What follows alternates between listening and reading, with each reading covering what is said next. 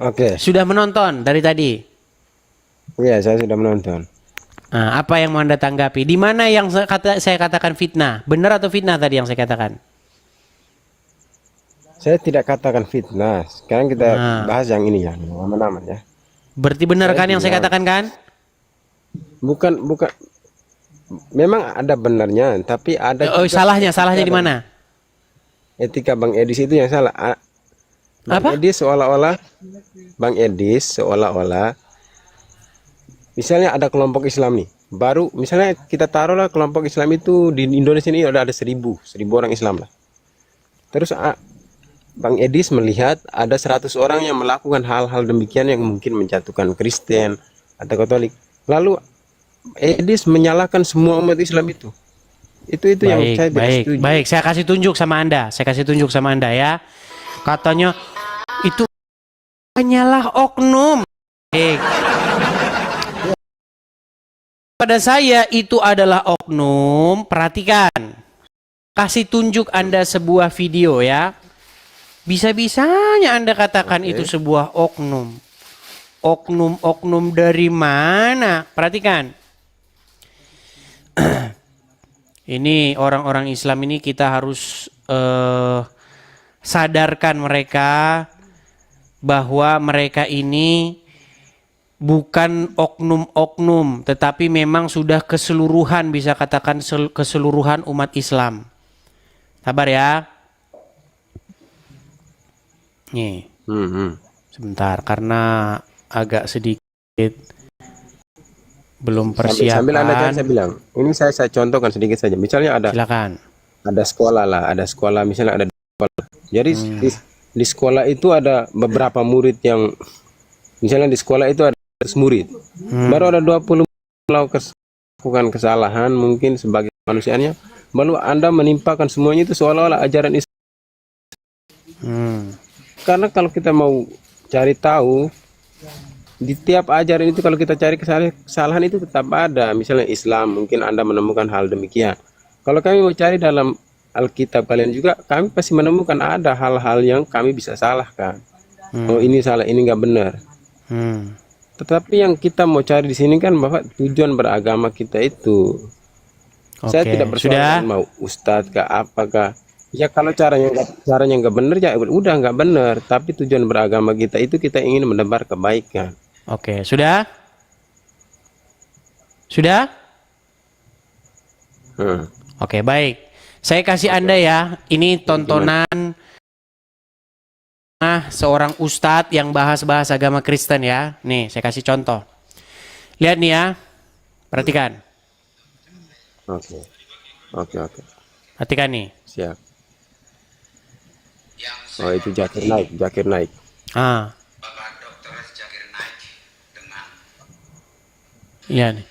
My God prohibit that in the book, in the Bible, in the Gospel. God or is he a messenger of God?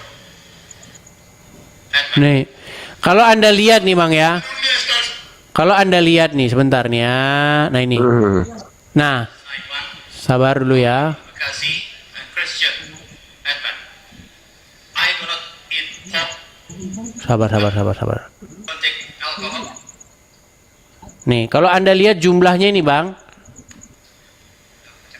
Ini bagaimana Anda katakan ini oknum? Ini semua berteriak Allahu Akbar ini. Stop ya, Hop. Nih. Oke. Anda lihat ini oknum ini yang sebanyak ini nih. Itu Zakir Naik kan? Oke. Kita profesional aja. Kita yang santai-santai aja. Iya, terus bagaimana Anda katakan itu oknum? Ya tetap masuk dalam kategori oknum karena itu masih sebagian, tidak semuanya. Iya, yang nggak nonton itu yang saya bilang tadi, Islam yang kerjanya nonton Raffi Ahmad takut makan buah rambutan. Ya, saya juga tidak akan membenarkan hal-hal demikian yang dilakukan oleh Raffi Ahmad. Raffi Ahmad sih. Siapapun Susah ini. Tadi kan Anda bilang bahwasanya itu kan hanya sebagian umat Islam. Sebagian tapi jumlahnya banyak, 40.000 orang. Seandainya itu muat untuk 5 juta orang, mungkin itu akan penuh 5 juta orang. Karena stadionnya udah nggak muat lagi. Nah, orang-orang justru tenang. Islam yang Anda katakan yang tidak ikut-ikut seperti itu Islam yang nggak ngerti agama Islam. Yang tontonannya adalah Raffi Ahmad takut makan buah rambutan. Kok malah Anda salahin Raffi Ahmadnya? Yang saya salahin yang nonton acara kayak begitu. Iya, iya. Tapi sekarang ini Bang Edis bilang kita ini kan mau diskusi. Kan Bang Edis sering menyuarakan itu diskusi. Betul. Ya kan? Iya, nah itu. Maka di dalam diskusi itu kan kita harus penyampaiannya, caranya. Apalagi kan Bang Edis ini sudah termasuk public figure kalau kita istilahkan. Yang dimana Jadi itu harus curhat sih. Bang, materinya Bukan. saja bang. Orang itu kan punya karakter masing-masing. Bagaimana dia membawakan acara itu. Bukan itu yang kita bahas bang. Yang kita bahas adalah isinya, materi yang saya utarakan itu ada nggak yang fitnah. Dari awal kan saya sudah katakan memang tidak fitnah. Tidak fitnah. Lalu kalau tidak fitnah, apa yang menjadi keberatanmu? Keberatan saya itu karena dalam beragama itu kita ada etika dan pilihan-pilihan kata yang kita sampaikan itu. Etika. Iya dong. Pilihan Etika dan kata bagaimana kata yang contohnya? baik Contohnya disampaikan. pilihan kata yang bagaimana? Saya pengen tahu bagaimana contoh Ya, pilihan seperti katanya. Contohnya seperti Kristen bertanya, Islam bertanya, Kristen menjawab. Islam bertanya, Kristen bertanya, Islam meninggal. Lu memang itu kok faktanya. Faktanya kan memang begitu. Ketika ada orang Itu Islam nggak tepat bertanya, memang orang Kristen selalu menjawab, dijawabnya, dijawab. Islam bertanya ini, dijawab ini. Islam bertanya, jawab terus. Giliran ditanya balik, ketika orang Kristen nanya sama orang Islam akan ramai-ramai begini. Kamu menistakan. Kamu melakukan penghujatan. Di mana bang menghujatnya? Itu hanya segelintir orang itu. Susah. Sebenarnya kalau kita mau berbicara, kalau kita mau bahas diskusinya begini. Sekarang kita begini, kita kerucutkan ya. Oke, kita pasti di setiap agama baik Islam, Hindu, Buddha itu pasti ada oknum-oknum dari agama itu orang yang radikal, sukanya hanya provokatif, atau orangnya hanya maunya debat saja, benar atau salah, yang penting dia maunya debat saja, benar saja. Tapi dia tidak mau kepada tujuan beragamanya itu. Jadi dia itu debat tapi tidak menjalankan hal-hal yang lain. Tapi dia maunya debat doang, membenarkan saja, tapi giliran agamanya dia tidak laksanakan gitu. Baik. Maka posisinya ini di TikTok ini, karena Bang Edis ini kan pengikutnya juga sudah banyak. Jadi seandainya Bang Edis mungkin bisa orang mengikuti Bang Edis, tapi lewat penyampaiannya itu yang bagus. Jangan sampai mereka mengikuti Bang Edis itu, tapi dengan cara-cara yang kayak agak-agak terhina. Itu kan nggak bagus menurut saya. Jadi dengan logika dan argumentasi. Iya dong. Baik, poinnya saya sudah dapat bang. Saya sudah dapat maksud Anda. Gini, saya tanggapi ya. Saya lagi itu tunggu saja aku nonton. Baik, justru Bang Edis saya lagi. Justru sebenarnya kalau Anda menjadi orang Islam, tujuan beragama Islam itu adalah, mau saya kasih tunjuk tujuan orang Islam nih. Kalau kamu berislam, kamu itu akan membunuh orang Yahudi dan orang Nasrani. Ini memang dia nggak tahu ini tujuannya. Baik, saya tunjukkan kepada kamu sebuah hadis. Oh, gini saja lah, nggak usah saya tunjukkan, capek ya. Gini, saya balikan. Saya balikan kamera saya bang. Gini.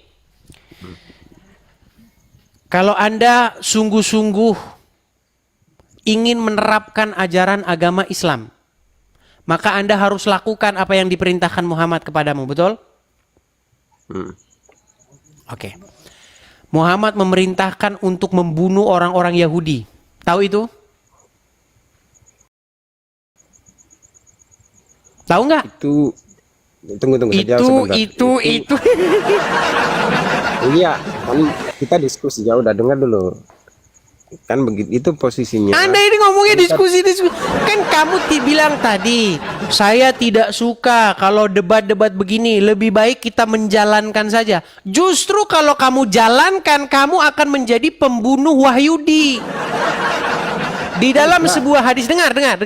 Di dalam sebuah hadis dikatakan begini, tidak akan terjadi hari kiamat sampai kalian orang-orang beriman membunuh orang-orang Wahyudi. Hingga orang-orang Wahyudi itu bersembunyi di balik batu dan pohon. Dan batu dan pohon akan berteriak berkata kepada orang-orang muslim, wahai kaum muslimin, wahai hamba Allah, di belakangku ada orang Wahyudi, bunuhlah dia. Kecuali pohon Gorgot. Karena pohon Gorgot adalah pohon Wahyudi itu. Bagaimana sikap dan tingkah laku kalian kepada suku bangsa Wahyudi? Kalian akan menjadi pembunuh mereka. Itu saya bisa menjelaskan sedikit. Silakan. Dapat sudut pandang. Silakan. Itu memang hadis, iya hadis. Tapi kan di situ berbicara itu dia mengatakan Yahudi, bukan dia mengatakan, tapi itu dia pasti ada tersirat bahwa di situ orang-orang yang kalau dia tidak menjalankan agama Yahudinya itu dengan baik. Susah. Misalnya dia menggunakan dia begini Bang Edis.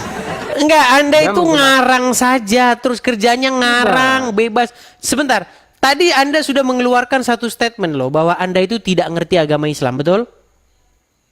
Saya bukan tidak ngerti, saya mengerti garis besarnya saja. Maksudnya saya tidak menghafal Quran semuanya seperti yang dihafalkan oleh Oke. beberapa ustaz. Apa yang Itu. disebutkan Al-Quran kepada orang-orang yang tidak beriman? Iman Sebutan itu dia untuk punya- orang-orang yang tidak beriman itu apa dalam Al-Quran?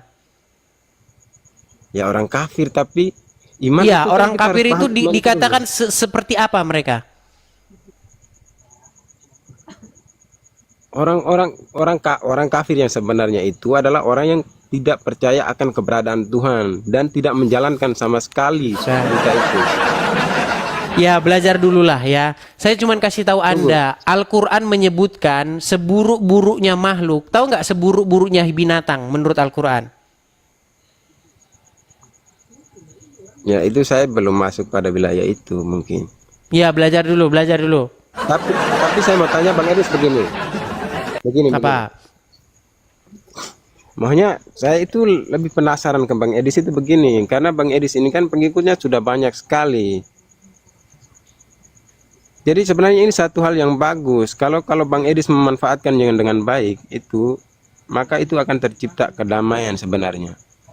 Karena sebenarnya orang-orang Islam itu mau menerima apapun itu, yang penting kita diskusinya itu.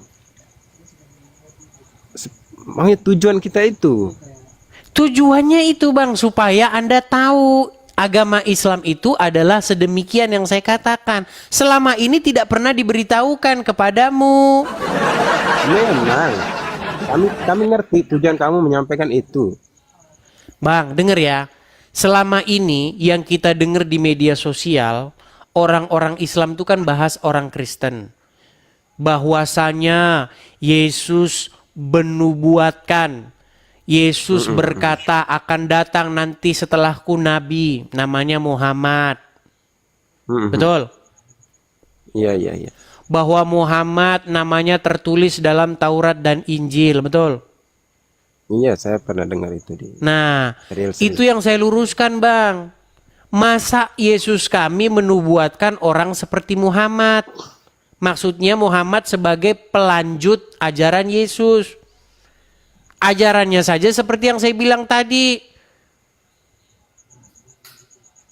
Baru Bagaimana? tadi kan Bang Edis bilang Al-Quran itu mengutip dari Bible ya, dari Bible atau ayat-ayat sebelumnya dari Yahudi ya. Oke, sekarang saya tanya. Kalau memang tidak mengutip-ngutip ayat di dalam Bible, kenapa Al-Quran menggunakan bahasa-bahasa yang ada dalam Bible?